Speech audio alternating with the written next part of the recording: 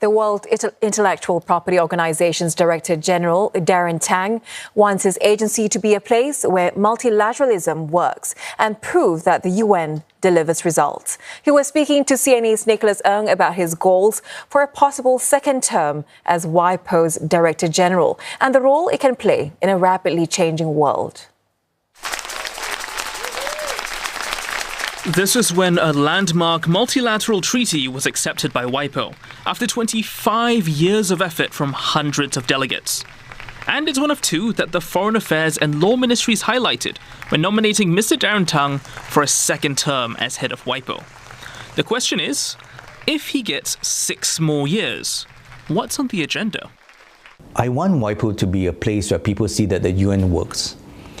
It's a place where there's a place where multilateralism is successful, and I think the 2 treaties are a great example of that. We were able to bring all 194 countries together to negotiate difficult treaties, find compromises that's so elusive nowadays, and be a center where cooperation, consensus, right, can still exist.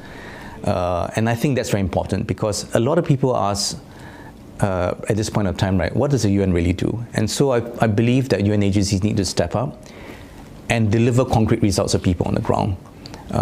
And I think that's really what I hope to bring to WIPO, right, and to the world if I'm elected again for the next 6 years. In the last 5 years, WIPO has led smaller projects benefiting businesses and individuals, such as WIPO Academy, which has trained over 600,000 people on IP. Most of them are youth and women. The organization's efforts have also helped over 200,000 micro, small and medium enterprises. But first thing I'd like to do is that I'd like to scale that up. I'd like to now support not just hundreds of thousands, millions, right, but a larger group of people, because I think there are so many innovators and creators out there whom have helped, right, but many others that we need to help more. So I think first thing is to step up our work to help them. Secondly is to make sure that the IP system remains forward-looking and dynamic. There's a lot of new technological advances, Gen AI, of course, and many other technologies, quantum computing, and we need to make sure the IP system remains updated so that IP system remains relevant in the face of these new technologies.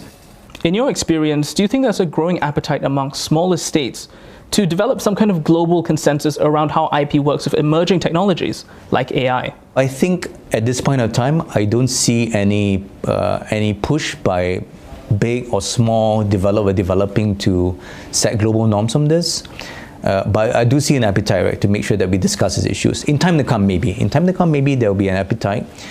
But these things take time. And I think what we need to do also in the global IP community is that we keep the conversations going so that when the time is right, when the stars are lying right, we can, if we need to, set a bit of those global standards. But the time is not here, not at this point of time. But I feel that what we need to do in the IP system, and we always need to remember this, we need to make sure that any technology is there to support, enhance, empower the human creator and the human innovator, and not to undermine, destroy, and to replace that. Because creativity and innovation, invention, right, is a fundamental part of who we are as human beings.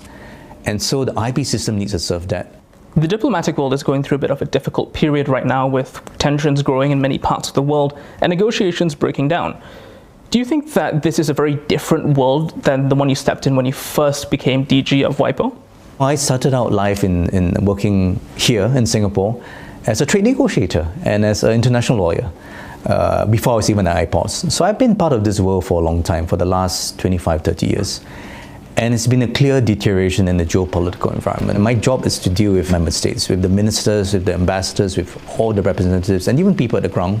My focus is on building trust and being someone that they can trust, being someone who understands their culture, because I come from Singapore, and because we're multi-ethnic, multicultural, multilingual, we naturally have the ability to navigate east and west and north and south.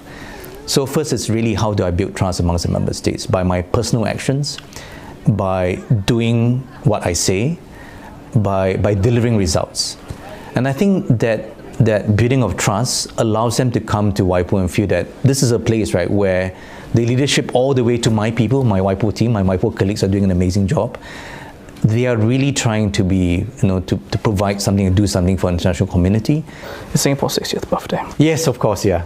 So, as the first Singaporean elected into a UN organization, and I suppose that would also make you the first to be put up for re-election. Yes. What do you feel about being the first Singaporean to achieve this? I bring Singapore to my work because of the way it's trained me, because of the country, and its culture, and so I'm just really proud of what Singapore's achieved, and I think it really, we as Singaporeans, if I have a message for all of us out there, we're a little bit too shy. I think sometimes we're a bit too paiseh. We're a little bit too self-deprecating sometimes, and I like to see more Singaporeans step out to the world and don't just play in a local pond, plunge into the ocean. And you find that actually that's going to make Singapore a better place too, because what we learn when we go out there into the big ocean out there is that we learn different cultures, we learn that the world is a very complex place, and then we can bring it back to Singapore and make Singapore even better.